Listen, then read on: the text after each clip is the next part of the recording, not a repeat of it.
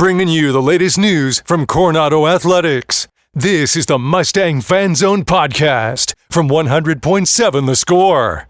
Good Monday evening, Cinco de Mayo Monday. This is 100.7 The Score. It's the high school fan zone. I'm Randy Rosetta. I think I've got all of that covered. We are going to jump in and talk a lot of track tonight. A lot of track and Monterey baseball to finish things up. Had one state champion out of Lubbock at the UIL state track meet this weekend. A couple of second place finishes. Several other strong performances. So we're going to wrap up the track season on radio anyway by talking to a couple of those folks. We're waiting on a couple folks to get here. So we're also in the throes of the high school softball and baseball playoffs. So while we're waiting on our guests to get here, I want to run through the schedule upcoming. We'll run through the scoreboard of who won, who lost, and whose seasons are going on later. But we still have a lot of softball and baseball coming up in and around West Texas and including on Raymar airwaves.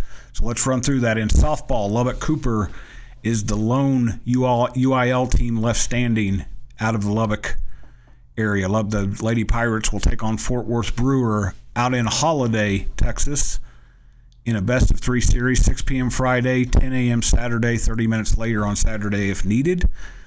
Lubbock Christian is still alive in the TAPS playoffs. The Lady Eagles are in the state semifinals at 1:30 p.m. Friday against Dallas Christian at Allen Saxfield, which is the UT Arlington softball complex. In baseball, Friendship take on noon Saturday, 30 minutes after if needed. 5A Division II, Lubbock Cooper against Clint Horizon. That's at the high school complex in Pecos High School. I think it's called the Bubba Williams Baseball Complex. 6:30 p.m. Thursday, noon Friday. I'm pretty sure that will be right here on 100.7 The Score. We'll double check to make sure and let you know on Wednesday.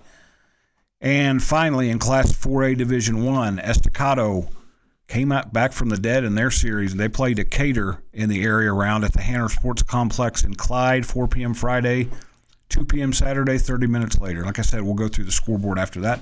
We're going to switch gears here and jump into the Mustang fan zone. I've got Christian Marquez and Aarron Flores. Did I get it? No, you got it right. I knew I'd met you guys before. I wanted to make sure I got it right. They're here to talk a little bit about Coronado track because one of their pupils had a pretty good day. He's almost here, so he'll be here shortly. We should have told him the finish line was getting close. That's right. We're talking about Allen Gant, the Coronado senior, who finished second in the state in the boys 100 meters by a shoulder. The tenth of a second. Even less than that. So he ran a 10.31. The state champion 10.3. How close was it? After I talked to Mike Meeks, it was about 9.990 or something like that. So it was literally within a shoulder. So like when you saw, I think Coach Meeks maybe saw the finished photo, and it was all red, and all you saw was a shoulder from the other kid. Wow. You know what? We're going to talk to Allen as if he's a state champion. Yeah. Yes, sir. So, because that's too dang close to say that he didn't win a gold medal. There he is. What's up, buddy? Not good. We were just talking about how close that race was. I know. You know the deal. You're an old pro with the microphone. If you guys can, one of you can share with him or share that together. So, Allen, I told them right before you were walking in, we're going to go ahead and say Allen Gant, almost state champion, just that close.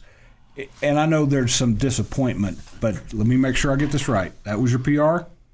No, sir. That was my PR. Oh, okay. Well, shoot. I was hoping that we had a PR, a school record, all that wrapped up in one, but instead we got a silver medal and a half. How about that? Yes, sir. What was the experience like being there? And obviously a little bit of disappointment, but you can't be disappointed when you've given everything you've got. It was great because I'd never been to state, so when I got there, it was like a great feeling. And then just to be around that much people to see and then show them like my skills and stuff, what I can run. Really. Did you know the young man that you went nose to nose with? Yeah, his name's Stewart, Justin Stewart. He's just an all around track athlete, so like couldn't really be disappointed about it. So yeah, really. You didn't have time to think about it when you're running 10.31 seconds. There's not a whole lot of time to think about it, but kind of go through the race. When you flash back and you looked at it on video, what did you like about what you did? Really finishing, but I could have finished better than that. But my start what really got me there. So, after that, I just try to relax and just finish the race. So I've told people this before. You two coaches, you may have heard me say this before on the air. This young man is he's all muscle. When you watch him run, you can see everything that he's putting everything into it. When you watch him, and I think, Chris, you tweeted something about working with him these last couple of years. When you see this young man and you see what he's put into his craft, what's it tell you about what he's got a chance to do in the future, both football and track? Yeah, it says a lot about Allen. He just works his butt off every day, but he mentioned that, other kids that run at the state track meet, especially in the 5A, 6A level, are just doing the full year of track workouts, and, he's one of the few kids that puts pads on, and that says a lot about Allen. And like you said, just built well. He built, just muscle everywhere. And he's the thickest kid, in every heat that he lines up in, and it just goes to show how dedicated you have to be that big and to work to be that fast. And it's just been real special to see Allen, work these last 2 years. It's been awesome to see where he started and he started off pretty good. Yeah, he's already pretty fast. Yes, sir. As a sophomore, I remember him. To see him just DJ Mann talking about, we got this kid that's really fast. That was when he didn't know what to do with it yet.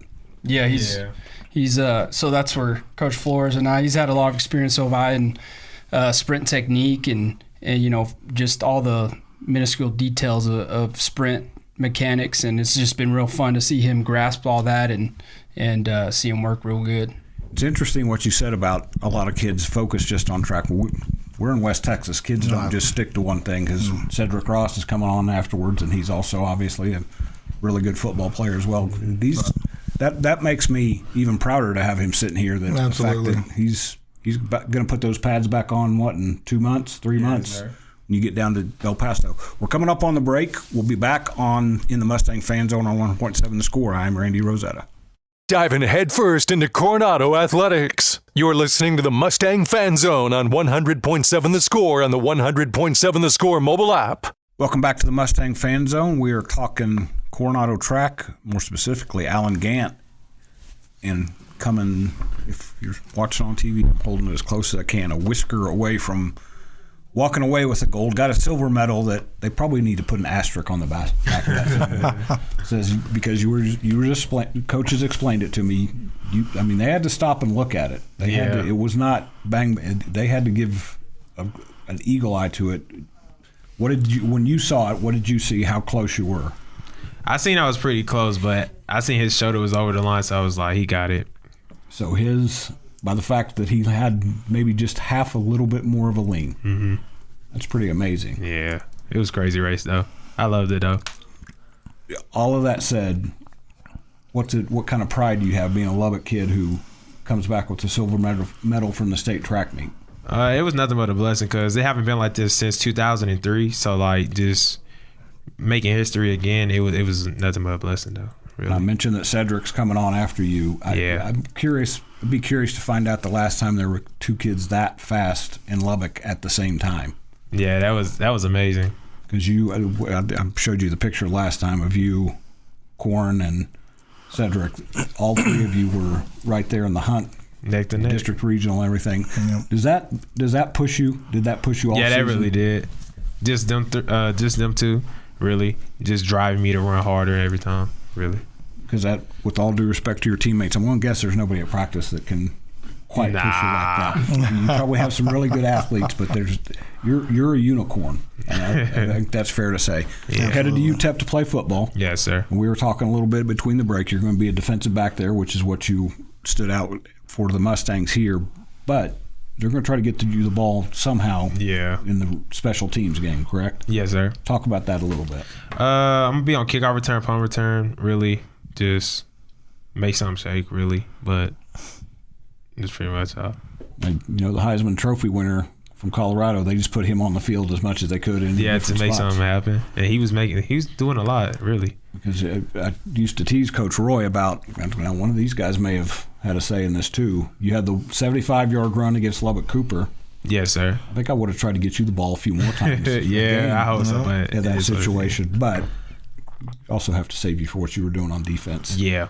You're passing the torch now to a lot of guys in both sports. What legacy do you want to leave? What message do you want to leave with those guys now that you had year one with Coach Roy? You've made that transition. You guys got better. What do you want to leave them with as you? Just put your mind into it, and then you will really accomplish it. And just have patience, because you'll accomplish it. Really, just keep your head up, focus on your grades, and just worry about yourself. Don't worry about nobody else, really. 3-year starter, correct? Yes, sir. And we were just talking about, because when DJ Mann first told me about you, you were kind of an urban legend. When he told me about you, he said, "We got this really fast kid. We just have to figure out what to do with him." Yeah.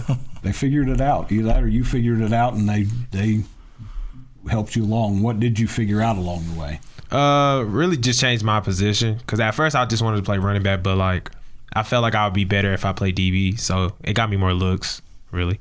And who from UTEP was the guy who recruited you? Coach James. And I know it was a drawn out process. At one point you committed to Arizona, that you changed your mind. What drew you to UTEP after the change? The coaching staff, they really show like love and support, and help me accomplish my dreams, what I want to be. Now you're about as far away in Texas as you can get. I guess that's not true. I guess you could go the other direction. But you're a long way away from Lubbock, Texas, and El Paso, but you're also not that far away. Did that help? That's good. You're going to have some that really family helped. And coaches and friends that can come and see you. Yeah, sir. It helped, because Arizona was pretty far, I ain't going to lie, but it is what it is. What's it been like for you guys you kind of talked about this, Christian, to coach a guy like this who has all this God-given talent but also wants to make sure that he gets the most out of it? Yeah, it's just finding, you hinted back to, trying to get him the ball some more, and that's definitely the idea, but, they see Allen on the field. He's hard to hide for sure, but, he did some great things with the football in his hands, and in the return game, other teams were smart and didn't really kick to him. So, less tape there, but he's just a talented kid and just a great kid inside and out, funny as crap. So we had some good laughs, coming back from Austin. But Coach Flores, worked with him at receiver a little bit and try to find ways to get him touches. He's just an amazing kid. Overall, just the athleticism and just what he brings to the table on and off the field, even in track. I think he's a total package. Anybody that's been fortunate to coach him, in reality, there's not really too much you can teach a kid with speed. Either you have it or you don't. Yep. And so the only thing we try to do is tweak minor, whether it's a start or a top end. But other than that, though, anything this kid's going to do, and if he keeps his head straight, keeps God first, I think he's going to shine bright. So I was just teasing these guys, because when the head coach is a former defensive coordinator and he's got this guy on that side of the ball, he's probably going to play keep away. So that's going to wrap us up in the Mustang Fan Zone. It's going to wrap us up with Allen Gant. Good luck to this young man. We'll be back after the break in the Matador Fan Zone on 100.7 The Score.